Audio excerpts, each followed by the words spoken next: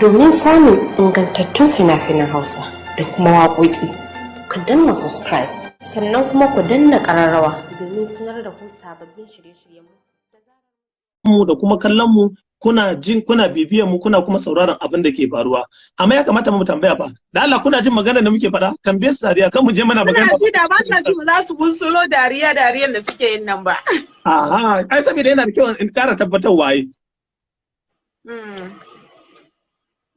To tambaya ta uku da zamu shiga shine tambaya ta uku kenan.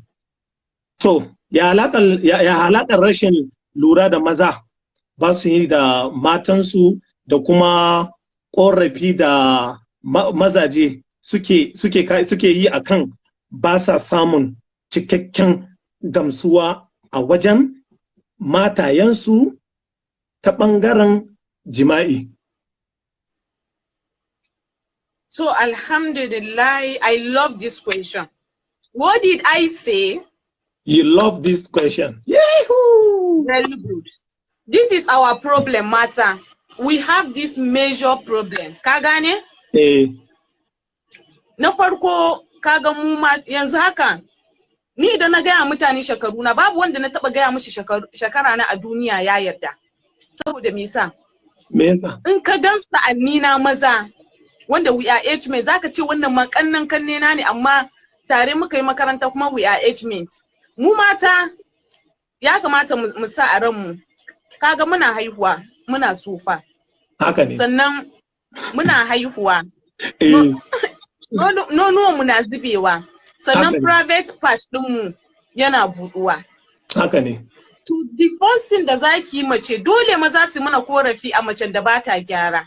Musamman mu mata wannan laifin namu ne. Kaga na farko? Mu mata ba ma son gyara. Bari in fara daga kan matan aure kafin in je kan budurwa.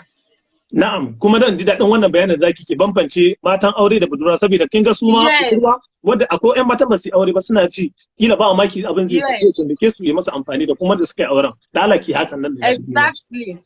To kaga bari in fara akan matan aure. Okay, ina jinki. Yanzu sai ka ga macen aure ta sa ma mijinta takunkumi sai ya siya mata zanin 30,000 a sallan nan. Ka gane? To ke dan Allah idan ba rashin wayo ba da rashin tunani ba wa ya san zanin 30,000 ma idan kika ɗora. Ni kaina mai muku magana ban san kaya mai tsada ba ni all I know is that shine in fito tattas bana wari kaya na a goge a wanke. Ka gane? Correct. Wannan. Kin sa zanin 30,000. Kina nan maybe kina fama da infection gabanki na wari baki je kin gyara gabanki ba. Kin sa zanin 30,000. Maybe kin shayar da yara ɗaya biyu nonon ya riga da ya zube gabaki ɗaya. Baki samu abubuwan da zaki gyara nono ba. Kina sa zanin 30,000.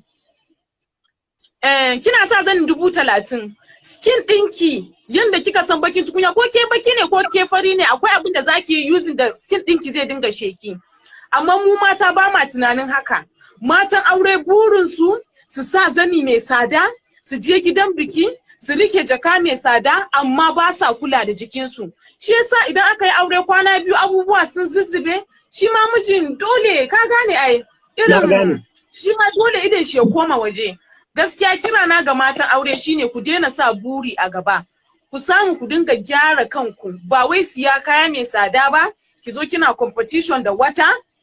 Babu ni mai muku magana da kaina ban san zani mai tsada ba. Ban san zani mai tsada ba. In kin sa daga ke da wacce kuke competition ku kuka sani. Yan waje ba su sani ba. Wata ma sai ta sa zanin 30,000 ni in sa na 3,000 sai ka ga fita haske.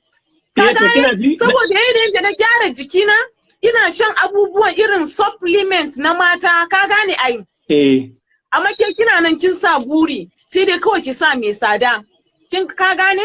To masallan kenan kuma dole mata su yi korafi. To bari in zo kan mata. Ƴan mata. Kan budurwa kenan. Yawa ƴan mata. Ka ga yanzu budurwa? Sai wata ta siya maka kayan shayi. Domin samun ingantattun fina-finan Hausa da kuma waƙoƙi, ku danna subscribe sannan kuma ku danna ƙararrawa domin sanar da ku sababbin shirye-shirye.